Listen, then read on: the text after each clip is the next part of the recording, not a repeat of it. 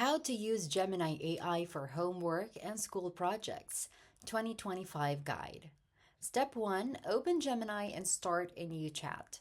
Go to gemini.google.com, sign in with your Google account, and click the new chat to begin working on your homework or school project. Step 2. Ask Gemini for help. Type your question or task clearly. You can ask for explanations, summaries, examples, or step-by-step solutions. Example prompt: explain photosynthesis in simple terms for a grade 7 student. Step 3. Use Gemini to research. Ask Gemini to gather key points, facts, or outlines for your assignment or project topic. Step 4. Create or improve your work. Ask Gemini to write essays or reports, solve math problems with explanations, create presentations or project outlines, or check grammar and improve writing.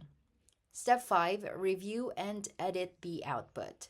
Read Gemini's response carefully. Make sure it follows your teacher's instructions and uses your own understanding. Once done, you may now edit the content in your own words if needed. Then submit your homework or project confidently.